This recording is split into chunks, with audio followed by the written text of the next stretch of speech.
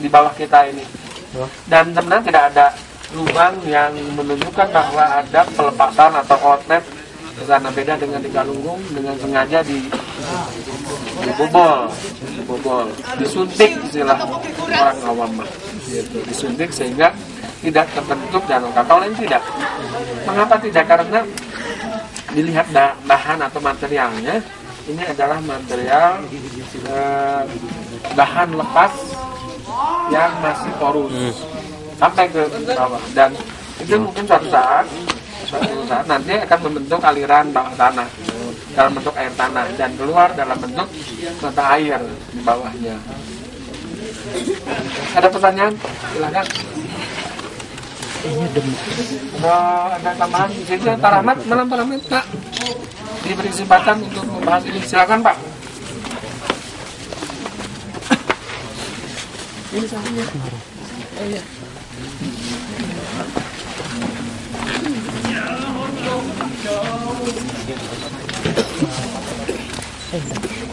Assalamualaikum warahmatullahi wabarakatuh. Kita berada di ini merupakan kawasan yang cukup unik sekali karena seperti yang tadi katakan bahwa menurut folklor cerita rakyat bahwa ini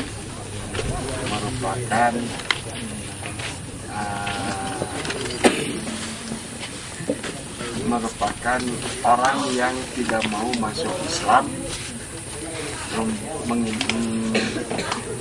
berteduh atau berlindung di daerah sini. Akhirnya sampai sekarang masyarakatnya pun masih merupakan masyarakat Hindu. Itu hal yang unik lagi di sini. Pada tahun 2002 saya di sini. Ini belum ada penduduk di sini. Semua masih hutan. Dan sekarang 10 tahun yang kemudian tahun 2012 sekarang sudah banyak penduduk. Ini itu lingkungan fisik dan lingkungan sosial.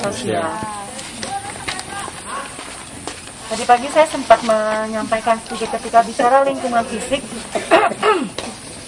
Lingkungan fisiknya kalian akan lihat yang pertama adalah bagaimana bentukan lahan. Silahkan itu kalian mendeskripsikan lingkungan fisiknya, kemudian bentuk lahan, kemudian analisa terhadap kondisi fisiknya, entah itu kondisi airnya, kondisi penggunaan lahannya, kemudian kondisi geologis, geomorfologis. Yang ingin saya tekankan yang kedua adalah kondisi lingkungan sosial. Di situ yang ditekankan adalah bagaimana interaksi antara manusia dengan lingkungan. Kalau kalian lihat di lingkungan di sini, apakah faktor manusia yang lebih dominan atau faktor alam yang lebih dominan? Silakan. Kalau faktor alam yang menjadi dominan, maka apa perilaku yang bisa dilakukan oleh masyarakat mengadaptasi kondisi lingkungan yang ada di sini? Saya ingin kalian menggunakan visual analisis dalam geografi. Ini nggak boleh lepas, baik itu nanti dalam pembuatan skripsi maupun dalam pembuatan laporan region-region di daerah kawasan Tengger ini harus menggunakan pikiran pertama adalah pola pikir analisa yang tadi, lingkungan fisik dan lingkungan sosial. Saya tekankan karena tadi oleh Pak Nedi, sekarang lingkungan sosial. Kalian gunakan visual analisis. Kalau kita bicara apa sih yang ada di sini?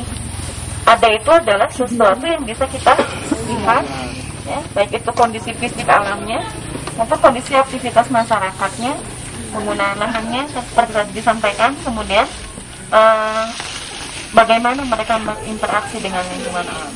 What-nya ada. Terus kemudian masih ingatnya 5 WH-nya. Kemudian setelah what adalah bukan where do, tapi bisa who. Siapa sih? Atau whom, ya? Siapa yang ada yang berinteraksi dalam lingkungan kondisi yang tadi, ya, masyarakatnya, baik pendatang maupun penduduk asli. Kemudian yang berikutnya adalah kita bicara tentang where, boleh where, di mana, hal tersebut ada.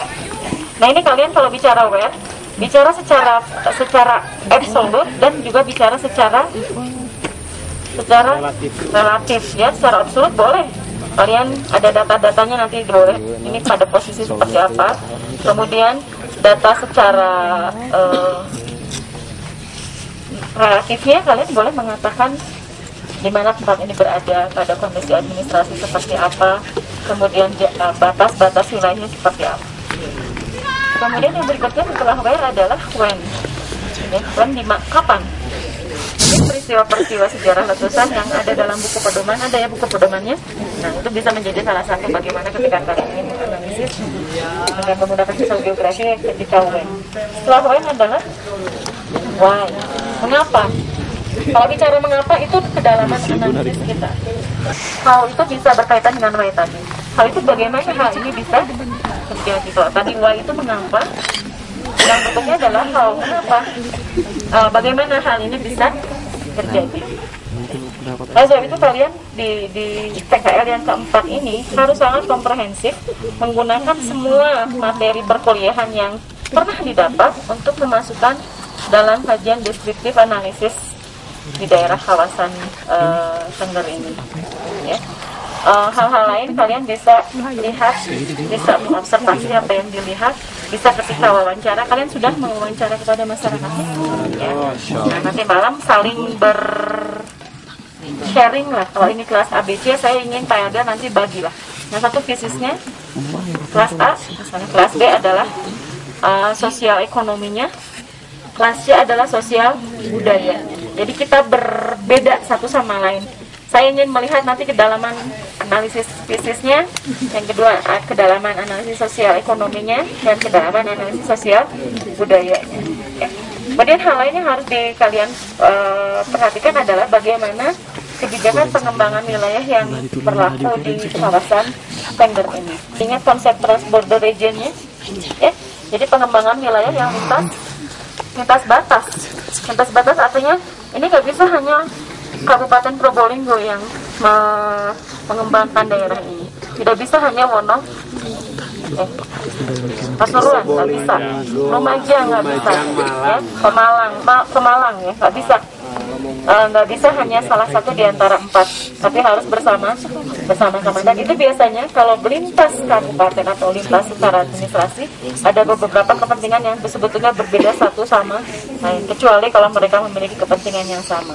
Kemudian yang harus lihat lagi bagaimana ke depan kebijakan pengembangan daerah ini ke depan seperti apa.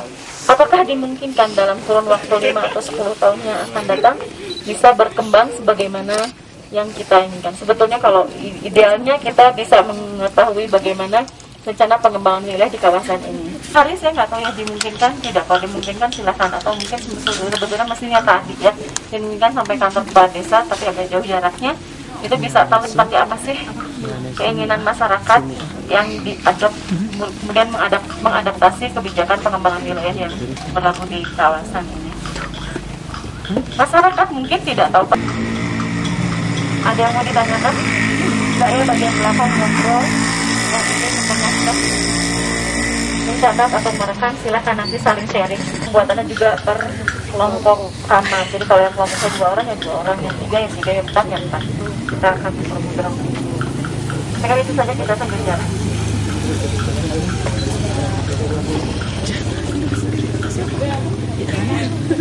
Oke, kita balik ke kota astronomi secara absolut. Lokasi Morawang. lokasi Cemoro. Sini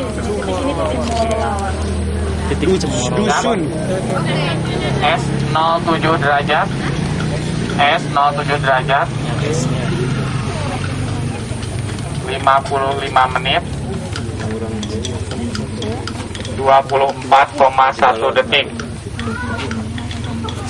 F 07 derajat 55 menit 24,1 detik. E 112 derajat 112 derajat 57 menit 51,7 detik. Untuk elevasi ketinggian 2.232 meter. 2232 meter di atas permukaan air laut.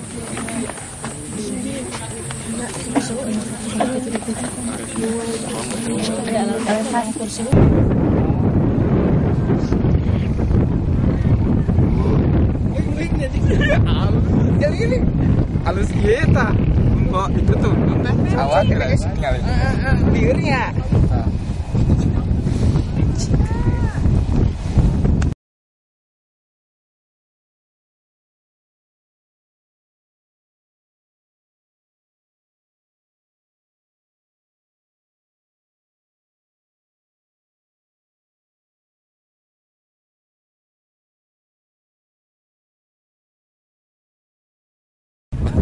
Pas adan maghrib Dingin. Annyeonghaseyo. Krik. Kan itu terus itu terus aya mana lagi disuruh. Nampaknya aktivitas wisata yang pernah berkembang di sini tidak